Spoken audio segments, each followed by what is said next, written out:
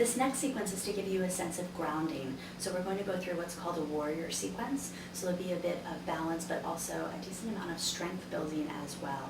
I'll offer some modifications for people, particularly if you have any types of knee issues or any tension, particularly tight hamstrings. Okay, so let's go ahead and get started.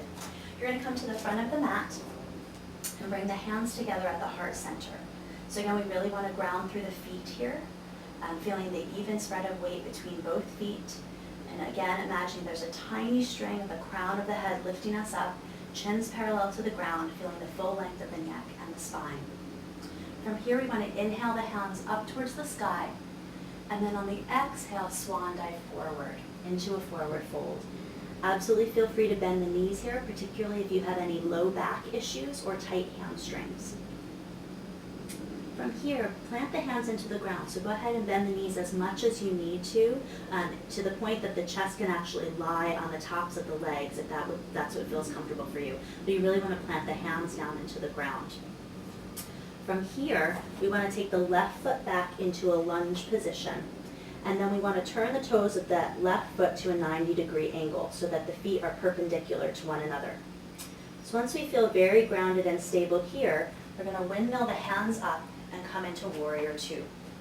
So just a couple of notes on alignment. So either the heels can be in line with one another, or if it feels more comfortable for you to have a more narrow stance, you can take the heel of that front foot and have it bisect the arch of the back foot.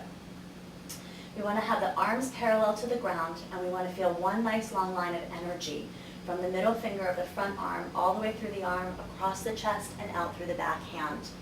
For that front knee, we don't want to bend it any more than 90 degrees, but if you have any knee pain, certainly feel free to ease up on that front bend. And we want the alignment of that front knee to track over the second or third toe, so that way we don't have any tweaking of the knee and we don't cause any kind of undue stress in the hip. From here, bend that front elbow and very gently place it on the front knee as the back arm comes up towards the sky. You can also take that back arm up and over the ear. You can look up towards the sky. You can look out to the side. You can also look down towards the ground, whatever feels more comfortable for your neck. And then from here, come back through warrior two. The hips, you'll notice, are really turned out towards the side, so we want to try to keep our tailbone tucked underneath us as well, so that way we aren't causing any undue stress on the low back. From here, turn the palm of that front hand up towards the sky, and then very gently arc backwards. So that right arm comes up towards the sky, left arm comes towards the back leg. So we feel a nice stretch in the side body here. This stretch goes all the way from the hip crease through the side of the body and out through the fingertips. From here, come back to warrior two, and we're just going to practice that flow of going from extended side angle through warrior two, back through reverse warrior. So we don't even really feel that there are three different postures, but we just feel our body seamlessly flowing from one to the other. So do that a couple of times, and then just come back to warrior two. From here, straighten the front leg. You may want to grab a block or a book if you'd like, particularly if you've had any kinds of knee issues, hip issues, or low back pain. We're going to come into triangle pose. So from here, the front leg is straightened. You want to reach towards the front as far as you can, and then when you feel yourself in your full extension, very slowly lower the hand down, either to the block or the floor. And again, you can look up towards that top hand. You can look out to the side. You can also look down towards the ground. Take a couple of deep, easy breaths here. You'll feel a nice stretch here in the groin muscles and then also in the front hamstring.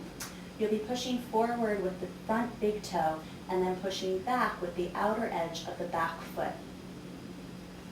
And then again, we're feeling one long line of energy from the fingertips of the right fingers all the way up through the left fingertips.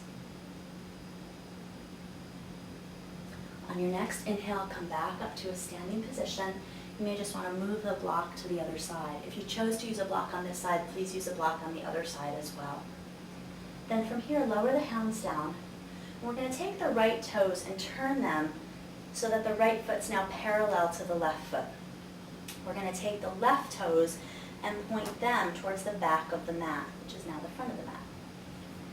From here, so we'll notice the hips are in the same position, our feet are actually in the same orientation to one another, we're just going to do the same sequence of postures on the opposite side.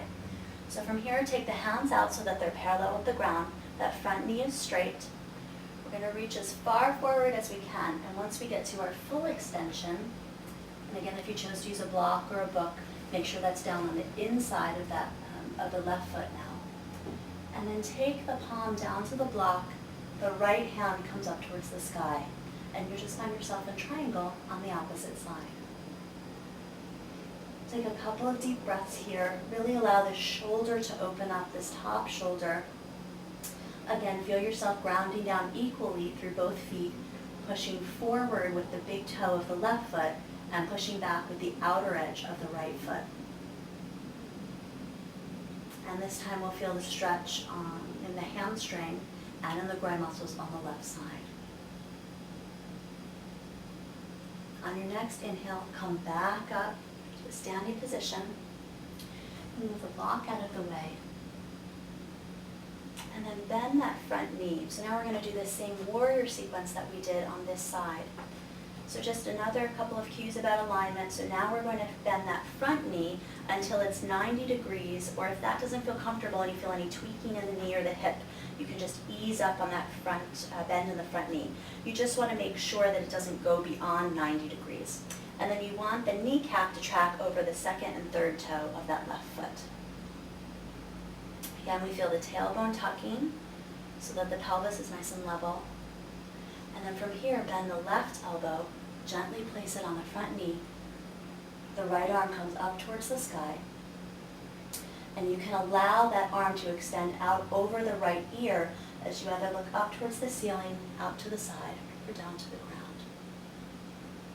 And we come back up to Warrior Two. Turn the left palm up towards the sky. Raise it up as that right arm comes down towards the right leg. And come back through Warrior Two into extended side angle. And again, flow between these postures a few times as if you don't even feel the seam between them anymore, but they become one long contiguous posture. And after you've done that a few times, come back to Warrior Two. From here, you're just going to cycle the hands around so that they frame the front foot. You're going to plant the hands into the ground. Take the left foot back towards the right foot and come into downward facing dog. You can feel free to pedal out the feet here or take the hips from side to side and just give them a little bit of a break since they just did so much work for us in our strength building in the warrior postures. And then very slowly, you're just going to take the hands and you're going to walk them back to meet the feet. So now you'll find yourself in forward fold again. Certainly feel free to bend the knees if you'd like. Make sure to release the head so that there's no tension in the neck. And then very slowly, one vertebra at a time, you want to roll back up to a standing position. Now roll the shoulders down and back. The head will be the last thing to come up.